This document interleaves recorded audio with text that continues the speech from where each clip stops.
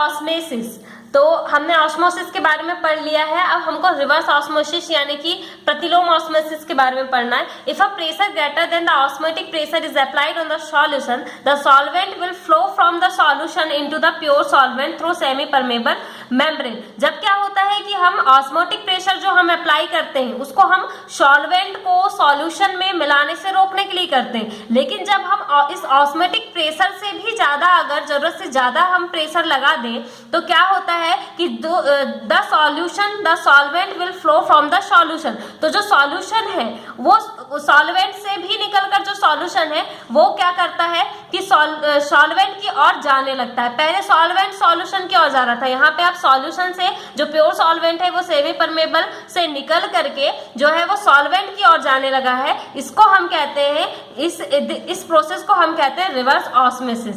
The process of reverse osmosis has an important application in the desalination of sea water and ordinary water used for drinking purpose in the house। तो इसका use सबसे अच्छा कहाँ है? इसका use होता है कि सी का जो मतलब खारा पानी रहता है उसको शुद्ध करने के लिए और उसको पीने योग्य बनाने के लिए होता है। ठीक है, अब है एबनॉर्मल मॉलिक्यूलर मास। क्या होता है abnormal molecular mass? Colligative properties are used in the determination of molecular masses of the solute। जो पीछे हमने कॉलिगेटिव प्रॉपर्टी पढ़ी है वो किसी भी सॉल्यूट के मॉलिक्यूलर मास को हम डिटरमाइन कर सकते हैं इससे आसानी से।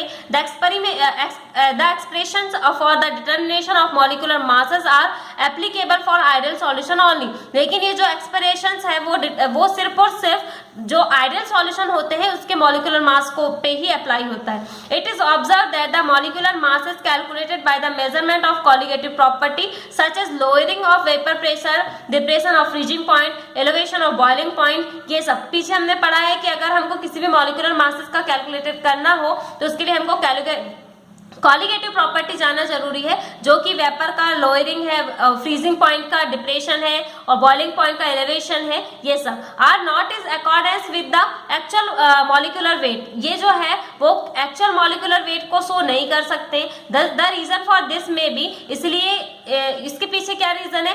एसोसिएशन ऑफ सॉल्यूट मॉलिक्यूल और डिसोसिएशन ऑफ सॉल्यूट मॉलिक्यूल्स, यानी जो सॉल्यूट है यानी जो विलेय हम जो मिलाते हैं उसके जो मॉलिक्यूल होते हैं उनका एसोसिएशन यानी आपस में जुड़ जाना और उसके मॉलिक्यूल्स का आपस में टूट जाना, तो उसकी वजह से जो मॉलिक्यूलर मास है उस पर इफेक्ट पड़ता है। कैसे पड़ता है? एसोसिएशन ऑफ सॉल्यूट मॉलिक्यूल्स का आपस में मिल जाना। During the formation of certain solution molecular association of solute take place. क्या होता है कि जब बहुत से सॉल्यूशनों का फॉर्मेशन होता है, जब हम सॉल्यूशन बनाते हैं तो जो उसके मॉलिक्यूल जो होते हैं, सॉल्यूट के जो मॉलिक्यूल होते हैं वो एक दूसरे से आपस में जुड़ जाते हैं। The molecules of the solute are associated by hydrogen bonding in the solution of and form large molecule. क्या होता है कि ये आपस में जुड़ते हैं और हाइड्रोजन बॉन्डिंग के थ्रू जुड़ते हैं, यानी अगर दो मॉलिक्यूल को आपस में बाइंड होना है तो हाइड्रोजन बॉन्डिंग के थ्रू जुड़ते हैं और जो एक लार्ज मॉलिक्यूल बना लेते हैं सॉल्यूशन में। As a result of this molecular association the total number of particle in the solution will be lower. मान लो कि अगर 10 मॉलिक्यूल्स है उसमें से अगर वो आपस में जुड़ जाते हैं 2-2 के कॉम्बिनेशन में तो कितने बचेंगे? 5 बचेंगे। इसका मतलब है इसमें नंबर ऑफ पार्टिकल जो है वो एसोसिएशन की वजह से कम हो जाते हैं। Since the magnetic of colligative property depend upon the number of particle in the solution. और मैग्नेटिक और जो मैग्नीट्यूड होता है कॉलिगेटिव प्रॉपर्टी का, इसका मतलब वो डिपेंड करता है सॉल्यूशंस के पार्टिकल पे। The molecular association lower the magnitude of any colligative property, molar mass of an solute is inversely proportional to the magnitude of the colligative property. इसलिए हम कह सकते हैं कि किसी भी सॉल्यूट का जो मोलर मास होगा वो कॉलिगेटिव प्रॉपर्टी के इनवर्सली प्रोपोर्शनल होगा। So the molar mass of solute is solution in higher than the normal mass of the solute. क्या होता है कि वो आपस में मिलने की वजह से पार्टिकल के नंबर तो कम हो जाते हैं, लेकिन आपस में वो जब एक दूसरे से मिलते हैं तो उनका मास बढ़ जाता है, इसलिए मोलर मास हाई होगा और पार्टिकल के नंबर कम हो जाते हैं। जैसे molar mass of acetic acid, benzoic acid, phenol, aluminium chloride will normally B twist there normal molar mass. ये जो होते हैं इनका जो मोलर मास होता है वो डबल हो जाता है नॉर्मल के कंपेरिजन में। अब है ये आपका फॉर्मूला दिया है, ये आप देख लेंगे, ठीक है। अब है dissociation of solid molecules. Molecules का टूटने में क्या होगा? Molecular dissociation means splitting of an electrolyte into the constant ions since there is an increase in the number of solute particle in the solution due to the molecular dissociation. Hence क्या होता है कि जब भी हम किसी भी electrolyte का यूज करते हैं तो हम जैसे इस पे एनर्जी डालते हैं तो ये स्प्लिट होता है या टूटता है आयंस पे, और टूटने की वजह से इसमें जो नंबर है पार्टिकल की जो नंबर है वो इंक्रीज हो जाते हैं और मॉलिक्यूलर डिसोसिएशन साथ में होता है, यानी मॉलिक्यूलर मास कम होगा.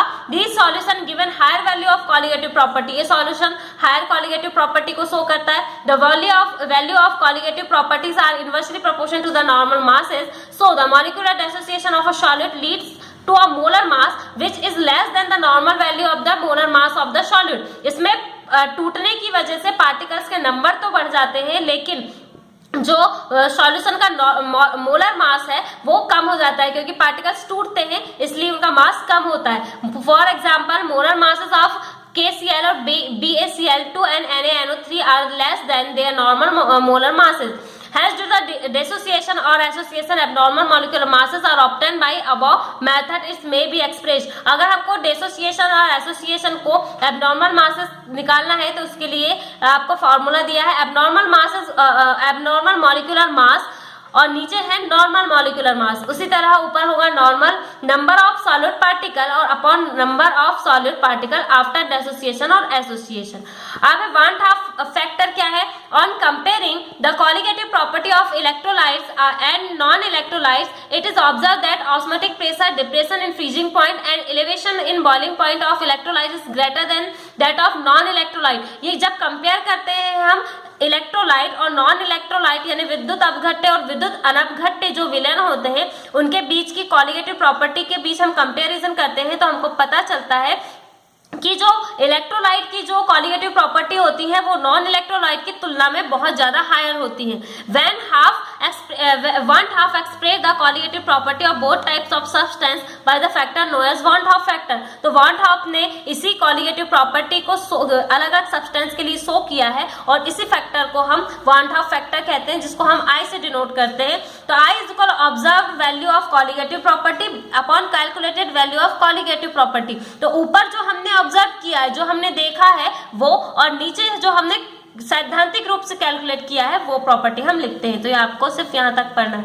अभी आपका ये चैप्टर जो है वो एंड होता है. अब हमको पढ़ना है नेक्स्ट चैप्टर. तो थर्ड है आपका इलेक्ट्रोकेमिस्ट्री, जिसको हम विद्युत रसायन बोलते हैं. ये दो शब्दों से मिलके बना है, इलेक्ट्रो और केमिस्ट्री. यानी हम यहाँ पे एनर्जी के बारे में बात करेंगे और केमिस्ट्री से उसका रिलेशन क्या है उसके बारे में. ठीक है.